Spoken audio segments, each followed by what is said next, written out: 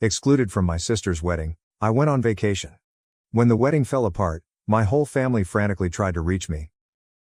"You're overreacting. It's just a wedding," my mother said.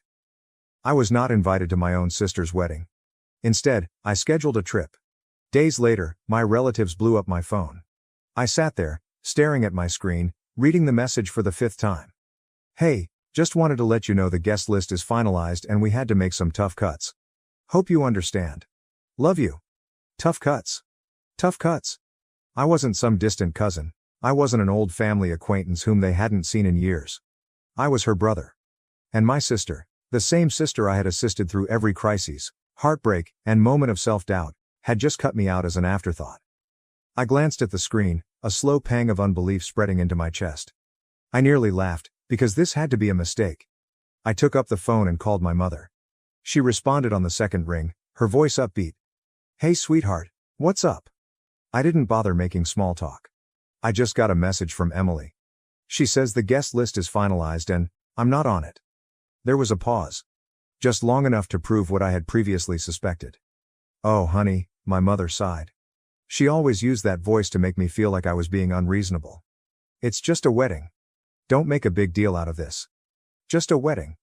I felt a hot stinging coil in my stomach. "Are you serious?" I asked, my voice unusually calm. "Mom, I'm her brother. How am I not invited to my own sister's wedding?" She produced a tisk sound, as if I were a toddler having a tantrum. "It's not personal. They had to keep the guest list small and—" "Mom." I cut her off. "I just saw Emily's Instagram post. She invited 150 people." Silence. Then, a forced chuckle. "Well, you know how things are. Weddings are expensive. And maybe they assumed you wouldn't mind skipping this one." I felt like I had been hit in the stomach. "Wouldn't mind?" I asked. "Mom, I've been there for Emily through it all. I helped her relocate twice. When she lost her job, we covered half of her rent. And I was the one who helped her get over her last breakup. But now I'm not good enough to be there on her special day." "Oh, stop being dramatic," my mother remarked with a sigh. "It's just one day. You're overreacting." I laughed briefly and without humor. Overreacting, right? I could already predict how things would go. I would argue. My mother would shrug me off. Emily would certainly provide a half-hearted apologies later. I'd be expected to forgive and forget.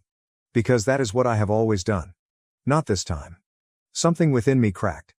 If I wasn't worthy of inclusion, then fine, I would not be. I hung up without saying anything and began browsing through my phone. If I wasn't planning to attend Emily's wedding, then I was going to be somewhere much nicer. I was going on a vacation. The more I thought about it, the angrier I became. I wasn't the type of guy who got upset over trivial matters. I had previously let a lot slide. Emily had repeatedly forgotten my birthday. She would only call me when she needed something. Our mother always wanted me to be the understanding one. Emily managed to get away with murder. But this was an entirely new level of disdain. I wasn't going to sit around moping while my sister and the rest of the family played happy little wedding without me. If I wasn't significant enough to be featured, then I wasn't significant enough to be present when they needed me. I grabbed my laptop and began looking up flights. If Emily could have the happiest day of her life, then I planned to enjoy the best week of my life. It took less than an hour to plan. I reserved all-inclusive accommodations at a 5-star resort in the Caribbean. Suite with an ocean view, spa services, and access to a private beach. I had always convinced myself that such a trip would be too pricey. Not this time. I wasn't just traveling for a holiday. I was making a statement. When the wedding weekend came around, I was already on a plane, enjoying champagne in first class. I made sure to upload a picture, legs extended out, drink in hand, with this caption. "Guess I got cut from the guest list, but I think I'll survive." The reactions were nearly immediate. Some of my cousins sent laughing emojis. My aunt, the only rational member in the family, commented, "Good for you. Should have taken me with you." But what's the best reaction? That came from my mother. She sent me 3 texts in a row. Mom asks, "Where are you?" My mom. "Are you seriously missing your sister's wedding over this?" Mother. "You're being petty." Petty? I wasn't even close to finishing. I responded with a photo of the beach, complete with white sand, crystal blue ocean, and a postcard perfect view. Then I shut off the phone. I wasn't about to let them guilt me. Not this time. For the first time in many years, I was not putting my family first. I was putting myself first. And it felt incredible. By the time I arrived in paradise, I had entirely eliminated any lingering remorse. The moment I walked out of the airport, the warm ocean breeze touched me, bearing the aroma of salt and tropical flowers. A private car was waiting to drive me to the resort. A stylish black SUV with chilled towels and bottled water in the backseat. Yeah. This was far better than a wedding. As we drove down the coast, I reflected on how right I had been to accomplish this. Back home, my family was presumably busy preparing for the big day. My mother was probably making excuses for why I wasn't present. My sister was laughing with her bridesmaids, not giving me a second thought. But I wasn't treated as an afterthought here. Here, I was the priority. My priority. The resort was something out of a fantasy. The lobby has enormous palm trees blooming within. A massive open-air architecture that allowed in the ocean wind. And the kind of service where you were greeted with a cocktail before you checked in. My room? Unreal. Floor-to-ceiling windows and a private balcony and the most gorgeous king-size bed I'd ever seen. I threw down my things, strolled out onto the balcony, and simply took it all in. Then, just to make matters worse, I took a picture of the scenery and shared it with this caption. When one door closes, another one opens, preferably to a beachside suite with unlimited margaritas. I knew it would find its way back to my family, and honestly, I hoped it did. Because for once, they could understand what it was like to be left out.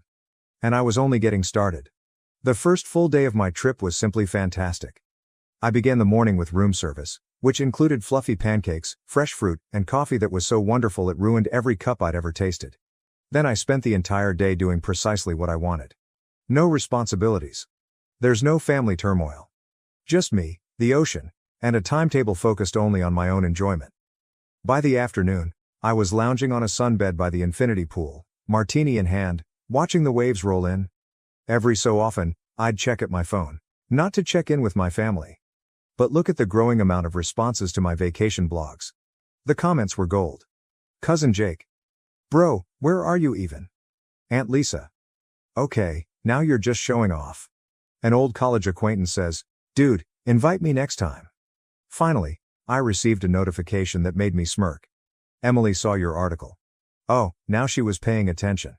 I could just imagine her reaction, sitting in the bridal room, sipping inexpensive champagne, scrolling through Instagram only to see me having my best life while she is anxious about her wedding. Good. I leaned back, took another sip of my beverage, and thought, enjoy your special day, sis. I hope it's all you wanted. However, when the sun began to set, something unusual occurred. My phone started to explode. Initially, I ignored it. I figured it was just more people reacting to my photos. But then I noticed these names. Mom. Emily. Cousin Jake. Even Uncle Rob. Call after call. Texts are coming in non-stop. I raised an eyebrow and eventually opened my phone. The first text I saw was from my mother. Mother. Call me, it's an emergency. Is there an emergency? Attending the wedding? I sighed, debating whether I really cared. Jake then sent another message. Jake's reaction. Dude, you are not going to believe what just happened. Oh, now I was curious. I sat up and scrolled through the texts. And I quickly understood that the universe had given me the nicest wedding gift I could have ever hoped for.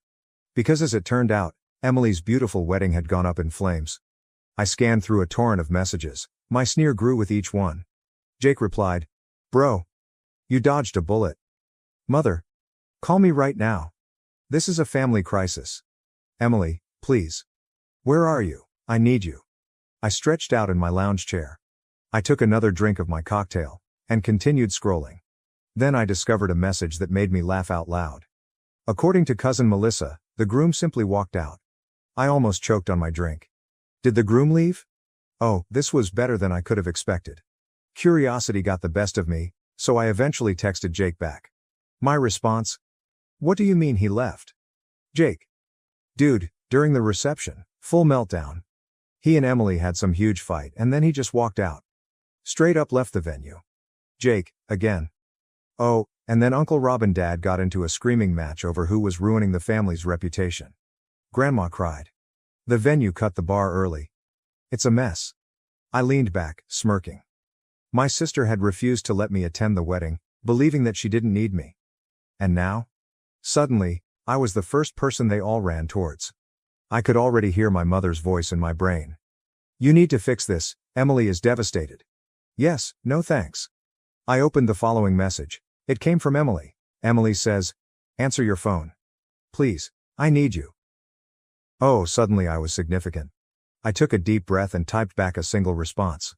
Me. Sorry, I'm a little busy enjoying my overreaction. Hope the wedding was fun. And then, I blocked her phone number. I blocked my mother. I also blocked Jake, just in case he got drawn into their guilt trip operation. Then I turned my phone to do not disturb mode, waved over the bartender, and ordered another drink. Because, while my family spiraled, I was in paradise. And for once, I wasn't bothered. The following morning, I awoke to the sound of waves breaking on the shore. The aroma of sea and tropical flowers wafted through my open balcony doors. I stretched and yawned. And for one lovely minute, I almost forgot about the pandemonium at home. Almost.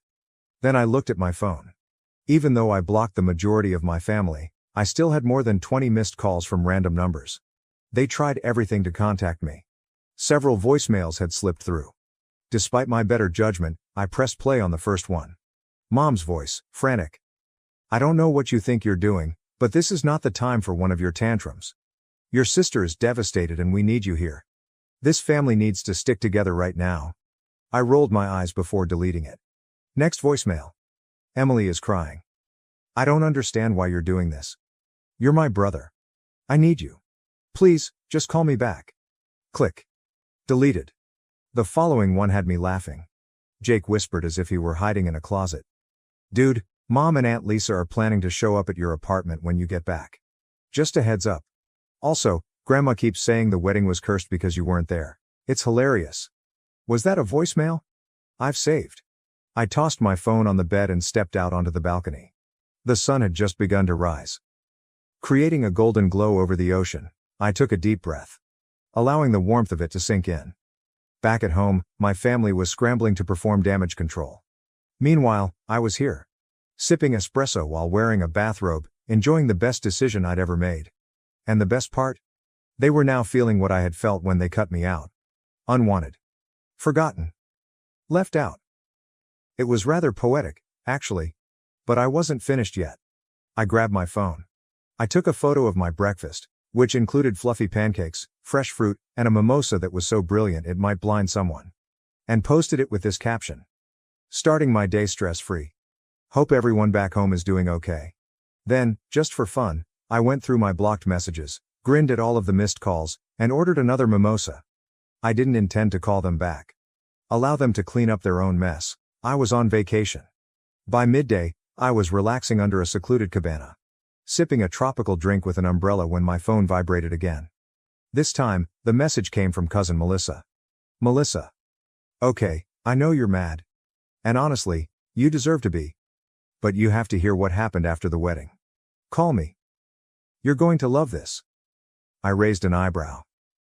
Melissa has always been the only cousin with a brain.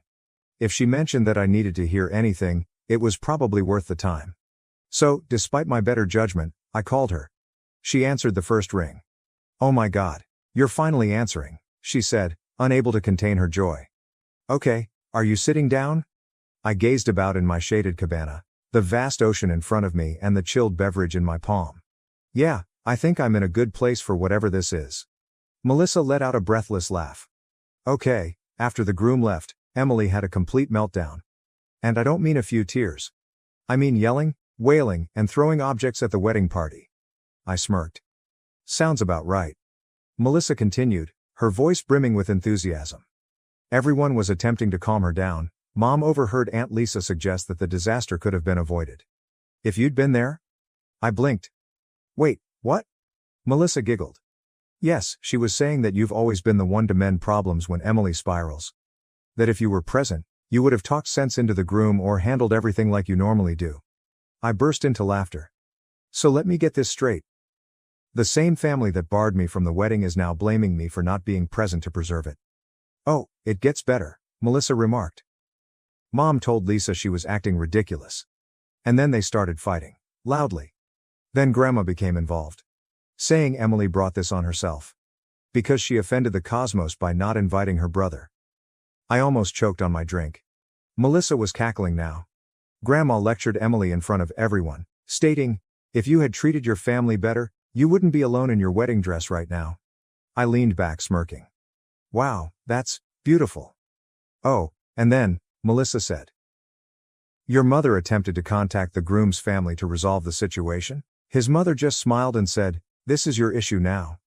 I had to set down my drink before I spilled it from laughing so hard. So, I said, collecting my breath. Where does that leave Emily? Melissa sighed. Still weeping. Still blaming everyone except herself. Last I heard, she was trying to save the wedding with some sort of backup plan. But let's be honest, she's not going to recover from this. I shook my head grinning. You know what the best part is? What? I took a slow sip from my drink. I don't care. Melissa roared with laughter. Honestly, I don't blame you. I just thought you'd appreciate knowing that karma did its job. Oh, I love knowing that, I remarked, smirking. Thanks for the update, Melissa. No problem, she replied. Enjoy your trip, and for the record, you did the right thing. I hung up, more satisfied than I had been in years. They wanted a wedding without me. And now, thanks to their own selfishness, they had a disaster instead. I grabbed up my drink and raised it to the heavens.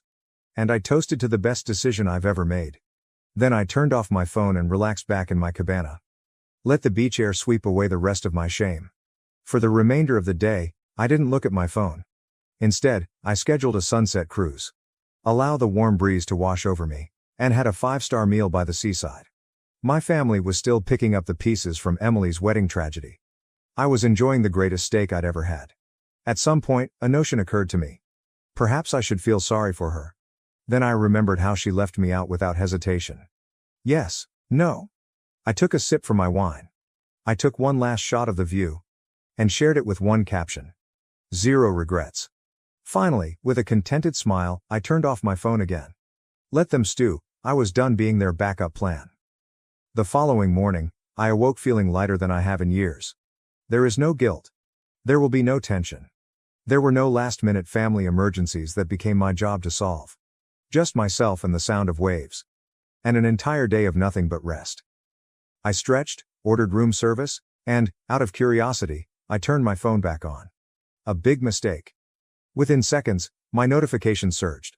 Mom said, "You need to stop acting like a child and call me." Emily's response. "I can't believe you're doing this to me. You are so selfish. Your mother. This isn't funny."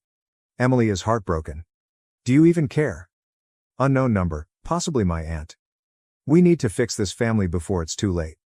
I groaned and shook my head. It was almost surprising how swiftly they moved from ignoring me to expect me to cure everything. Then, one message struck my attention. "Melissa. Okay, I understand you are ignoring everyone, but please read this. Your mother is trying to gather the family for a discussion when you return.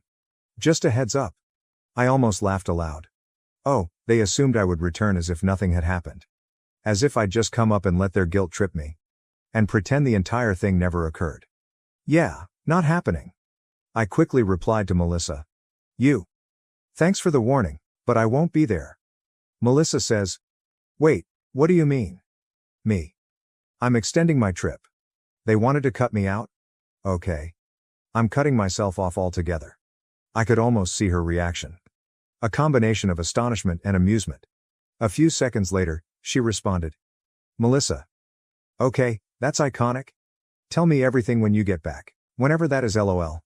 I grinned, set down my phone, and grabbed up my laptop.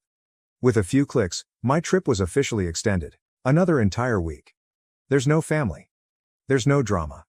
No family discussions. Just me and the water. They never allowed me to have peace. And the best part? They couldn't do anything about it. Before going to the beach, I sent one final text. Me, Mom, and Emily. Oh, so you want me around?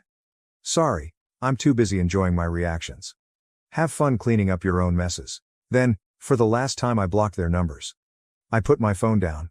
Ordered another drink. Let the sun warm my skin. There is no guilt. There will be no tension. No regrets. Just peace. And it was the best decision I've ever made. Thank you for watching. If you haven't subscribed yet, please do so and hit the notification bell to stay updated with more shocking real-life stories happening around you.